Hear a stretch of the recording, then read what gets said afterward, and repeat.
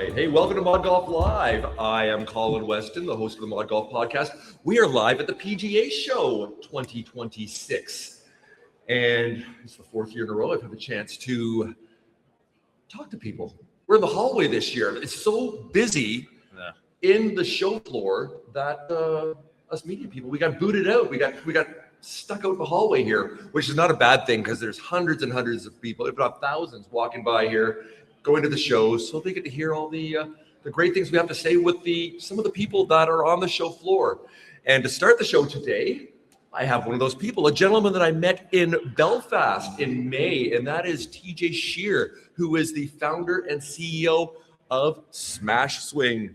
TJ, my friend, good to see you. Hey, you too as well. Yeah. So, okay. So I spent some time yesterday at your booth there. The build that you did, unbelievable. I will, of course, with the recording here, even though we are live, I will be showing some images and some videos so people here watching afterwards on the Mod Golf YouTube channel will know exactly what the heck we're talking about here.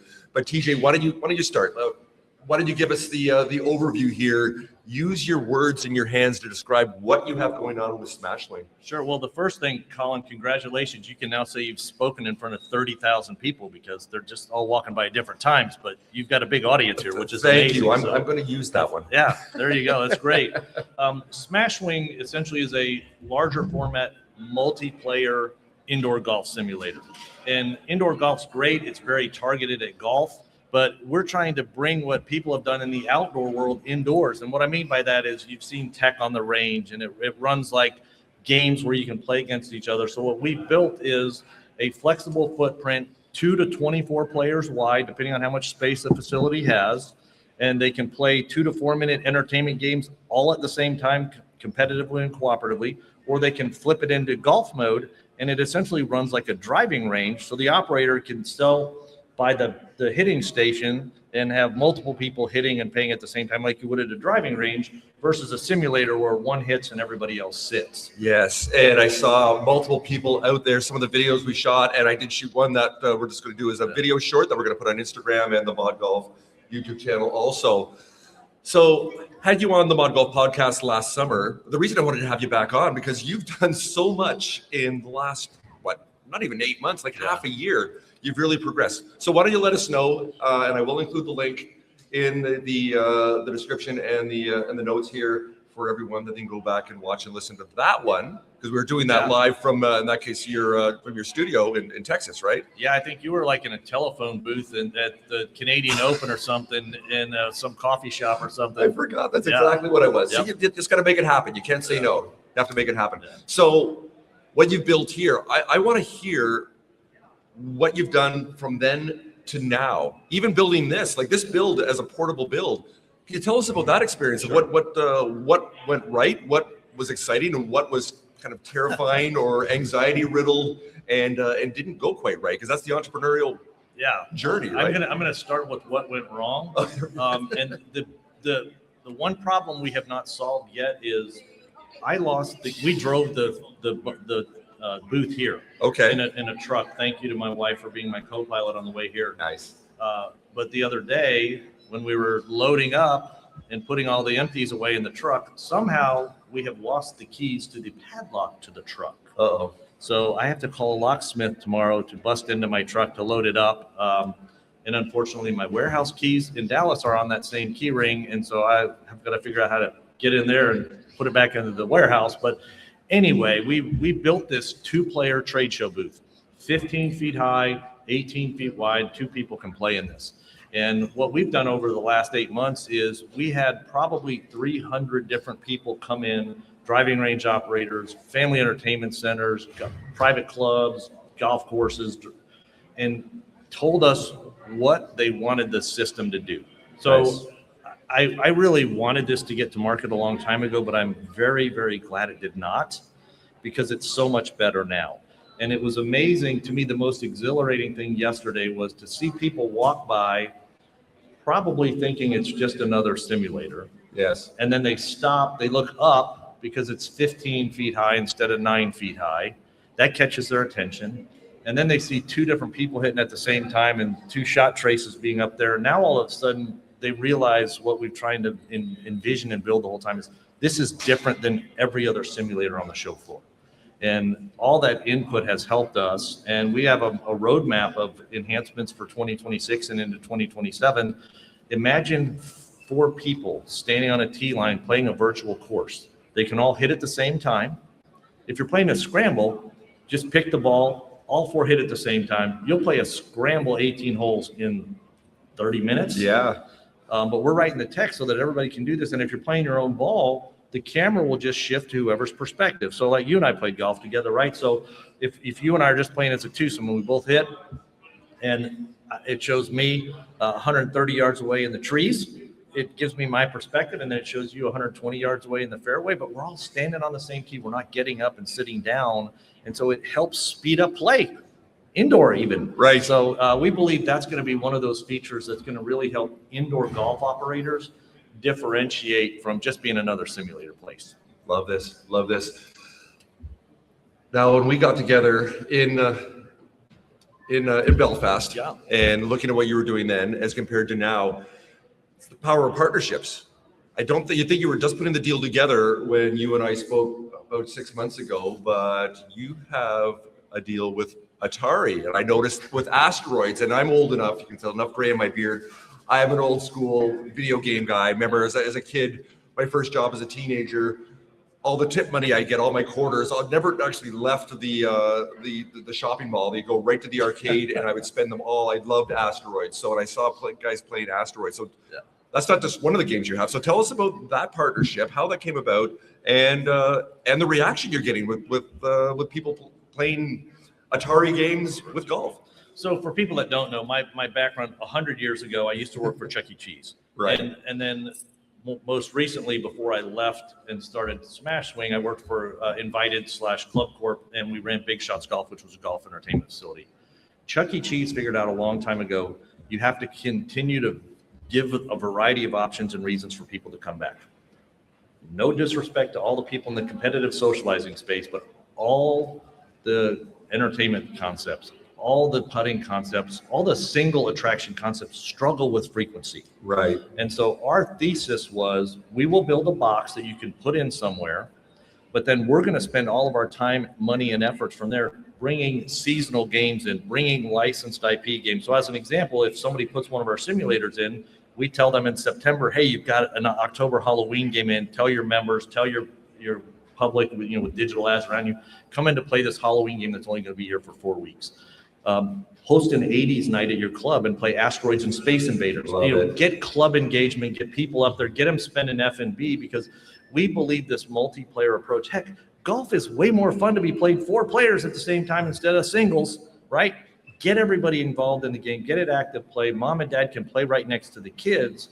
And things like Asteroids, dad or mom that's my age is up there going, hey, I remember this game. And the kid may be looking at it going, that's not Minecraft or whatever. But we wanted to get a couple licensing deals done first to get the credibility. So as we grow and get locations, I can go after the big fish. I want to have the Buddy the Elf Christmas game, in the years to come, or the Star Wars or Harry Potter type of approaches where people will pay a crazy amount of money. And most importantly, and this is why we've done this, is they may not know SmashSwing, they may not know the venue where this or the course where this is, but when the big IPs like a Star Wars or a Harry Potter tells their world, come in and play this video game with golf clubs in these X number of locations, we are going to bring so many more people to the game of golf, and they're going to come in, they're going to play 4-minute games, hitting 10 balls a minute, and they're going to go, man, that was fun.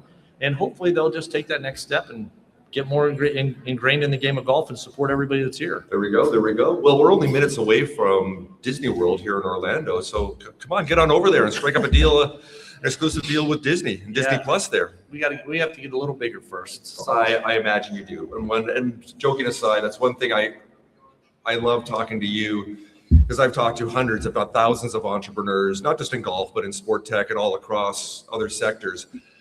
And a couple of things that you do that I really respect, that a lot of entrepreneurs and founders struggle with, whether it's their ego or they think their product, people just don't get it yet.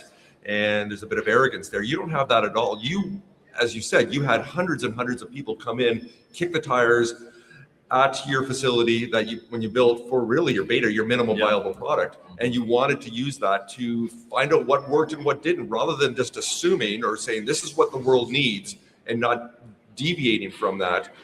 You have used that as this this opportunity to learn. So with that, when you started and what you assumed people wanted, and then after hundreds of people and getting that feedback loop going here, what have you learned, or what started to resonate, or what patterns formed here of what people didn't like, or maybe they wanted that you've now integrated in that you didn't see when you started a couple of years ago? You know, I think the biggest challenge with any entrepreneur is, you mentioned the part of them letting people in and accepting that feedback. But yes. the second piece of that is, sometimes you get so much feedback that if you don't really know what you want the product or the brand or whatever it is that you're building to do, you're going to go all over the place. Yes. And so when we had people come in, I had people saying, oh man, there's all kinds of movie theaters, right after COVID, put this in movie theaters. Oh, and then, you know what? You need to do soccer and hockey and multi-sport, and you need to go put this in Dave & Buster's or Rec Room, and you need to go do this. And nobody was talking golf. And so initially we thought, hey, this will be a great place to put in a family entertainment center. Mm-hmm. But then when I invited some golfers in, and they said, look, if you just build the golf side of this is where you really have the opportunity to stand apart. And so it was hard to kind of tune out the noise, because what's very critical to one person, i.e., hey, this has to do soccer because golf's not universal or something like that. Yes. We had to stay true to what we are, right? And for right now and for the foreseeable future, it's golf. And once we got the golf people in, and as an entrepreneur, you got to take the feedback that your kid's ugly and polish it up. And then we've decided we are leaning into golf. That's why we're here. That's why we've joined the Indoor Golf Alliance. That's why we're in Belfast talking about golf tech, is we firmly believe this product can change indoor golf. We say taking it to new heights, literally. Yes. Yeah, so. Yes.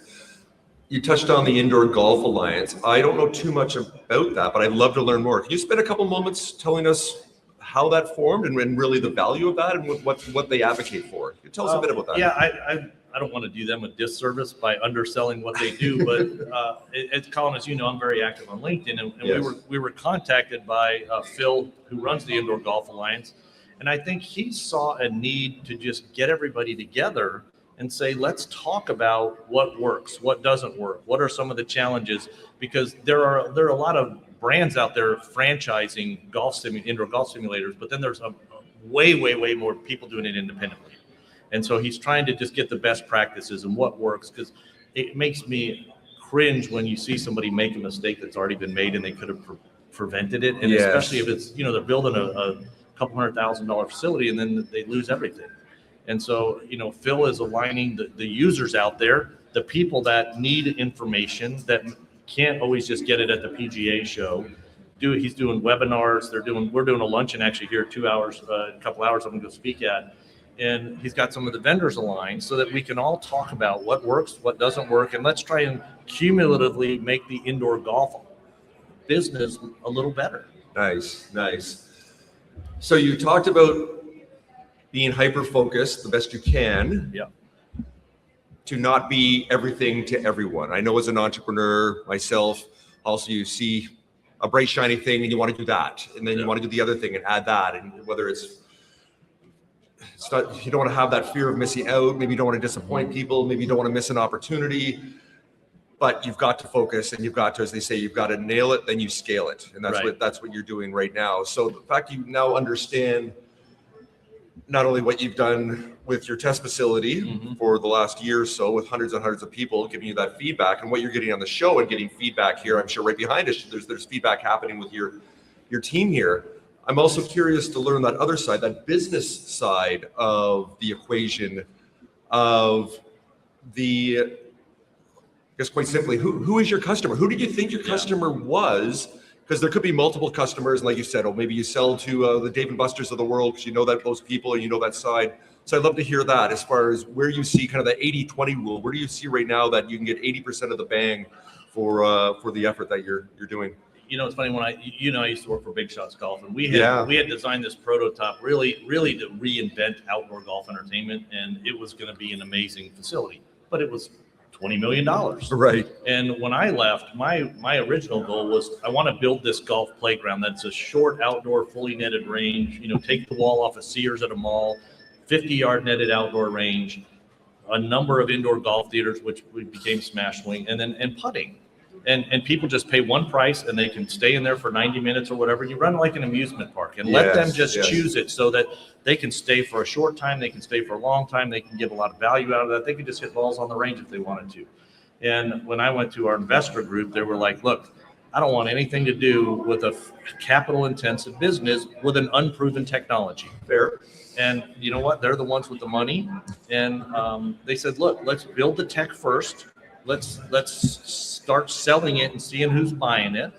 And you know what? At some point down the road, if you want to go get funding to build your own golf playground to be our biggest customer, cool.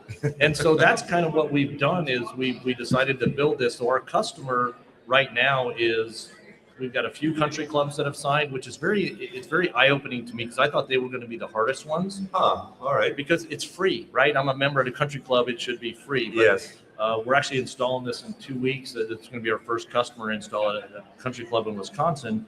And the gentleman that's doing this saw the vision of like, look, man, I can sell this to a parent to have a party with 20 kids in there for $400 for 90 minutes. I can never sell a golf simulator for that for $50 an hour. Absolutely not. So you see the country clubs looking at something I would have never thought of as their value proposition. We've got public courses that are replacing their sims. We've got some places like the Beyond Golf in Chico who does not have room for a driving range, so they're building a massive 12-player, 100-foot wide, 30-foot high screen indoor driving range. And then we've got a few golf entertainment facilities that, to try and solve the problems that the competitors have, they're adding things like SmashSwing to give people other reasons to come back. Nice. Well, that's interesting. You didn't think that would be your target client market, and it turns out that it is, because either the pain points or the opportunities that reveal themselves. So as a multi-time founder, as an entrepreneur, for anyone listening and the people behind us, because right behind us on the wall, there's the called the Inventors Spotlight. There's either 25 or 30 or so scrappy startups, people that are here for the first time at the show. And I actually walked the aisle yesterday, checked them all out, and what I thought was the three best, I invited them to come on the show. So after we do the 3 full-length conversations like you and I, TJ, are having right now, I'm going to have them at the end of the show come up, and it won't be a pitch. Like I'm giving them like 3 to 5 minutes to come. So that's going to be fun. So for all the fledgling entrepreneurs, the 30 or so that are back there, and everyone else in the golf space or any space, from your lessons, what's worked and what hasn't, are there some quick tips or kind of nuggets of wisdom that you can provide, cautionary tales perhaps, maybe just one, that maybe what they should do and maybe what they should avoid, and how they should approach things, and the character traits you need to be successful entrepreneur rather than just a serial entrepreneur? Yeah, and I don't know if I'm successful is probably a big scale of what's successful or not, but I love doing this kind of stuff. Yes. And I think what I see people struggle with the most is they see the vision, but they can't explain the vision.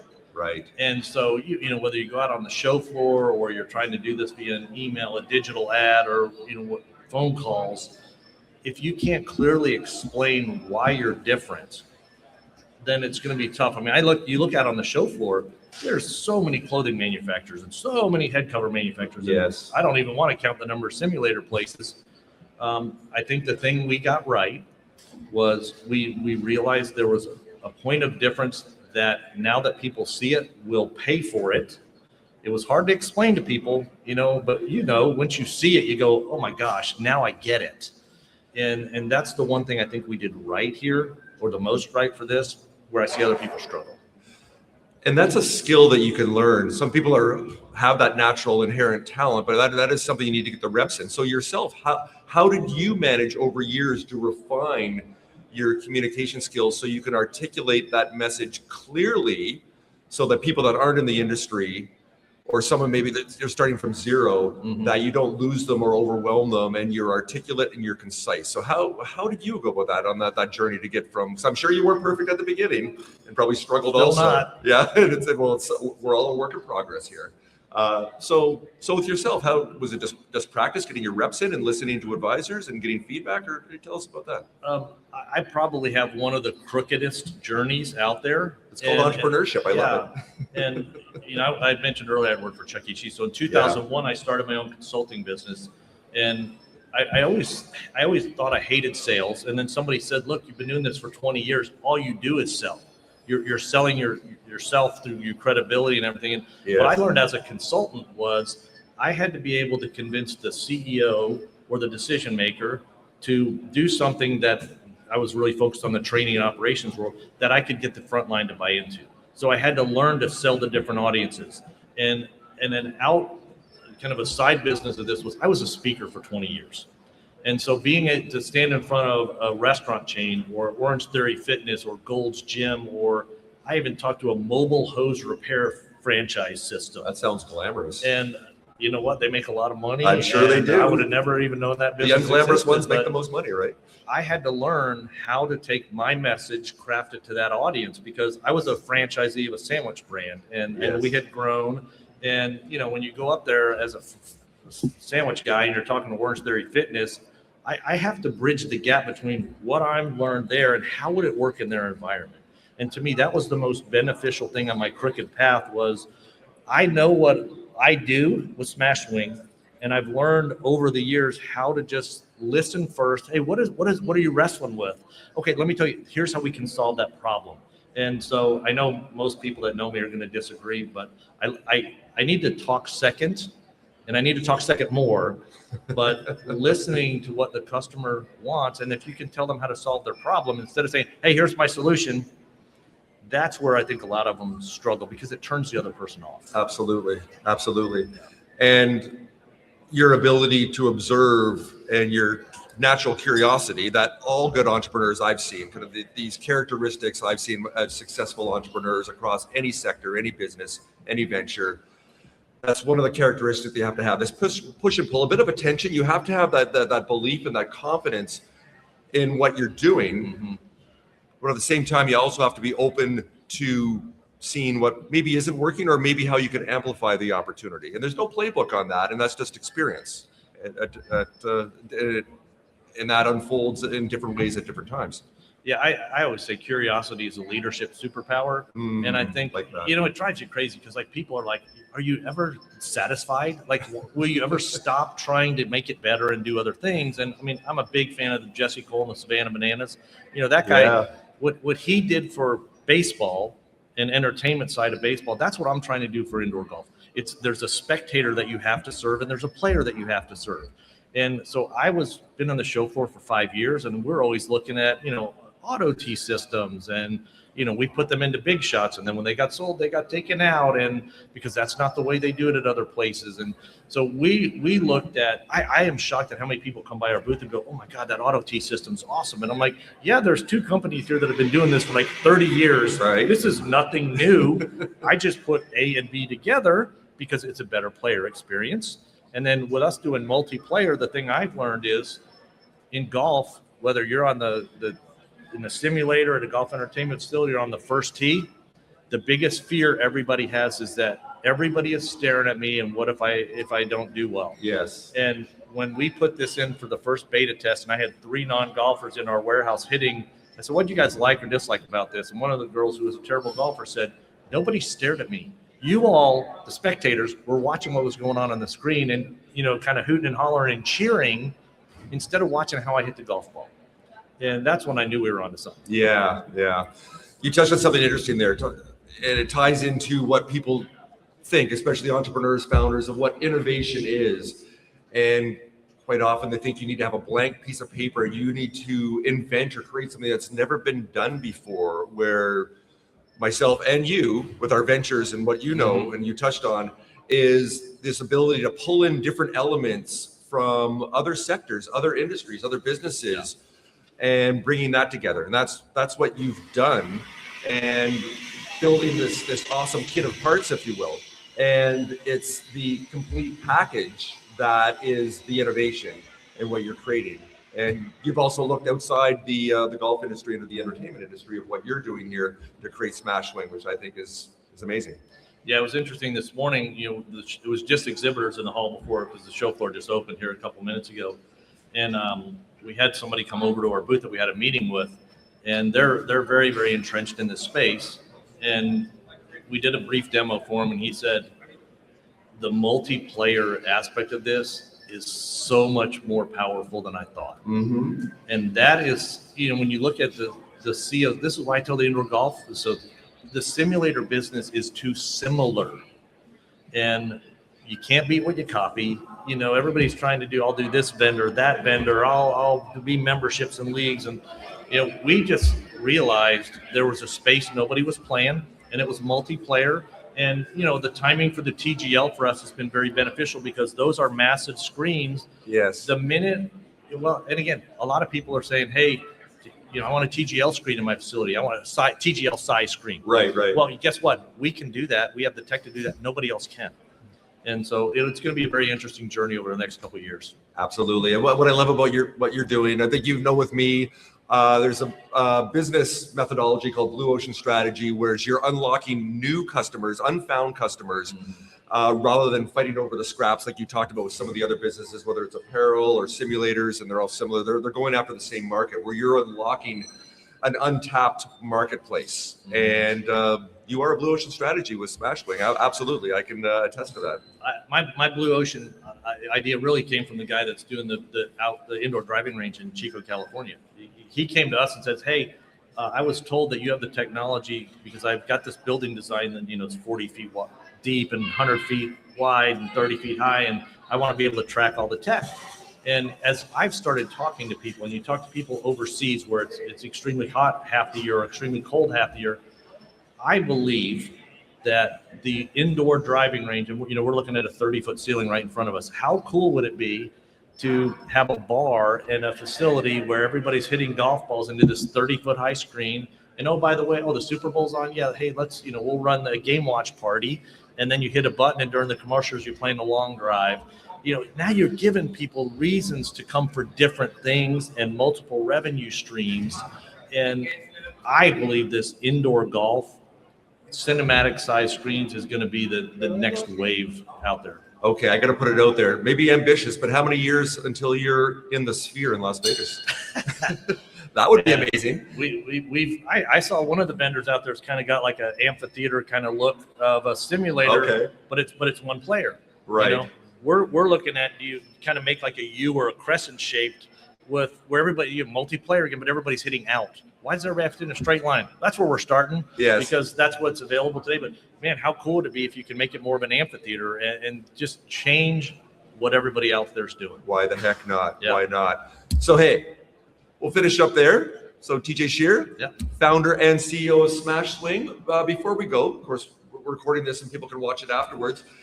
Anyone walking around the show, what booth are you in? They can come and try SmashSwing and maybe play some Asteroids or some of the other great Atari games or the other things you have going on. So what booth are you in? SmashSwing is in booth 1213. 1213. All right. And for people that are watching that are not at the PGA show, because by the time they get this posted, your booth will be torn down. So how can they learn more about SmashSwing? Yeah, I want to again appreciate the opportunity to come on again. SmashSwing.golf's our website, and I would encourage. I'm very active on LinkedIn, trying to share and things that we've learned and things for others to avoid. And so hit me up on LinkedIn or come to see us at SmashSwing.golf. There we go. And as I always do, I will include down in the comments all that information that TJ had just mentioned to make it nice and easy for you to connect with SmashSwing. TJ, good to see you, my friend. Thanks so much for joining me on Mod Golf Live. All right, perfect. Thanks again. Good stuff. All right, have a great show.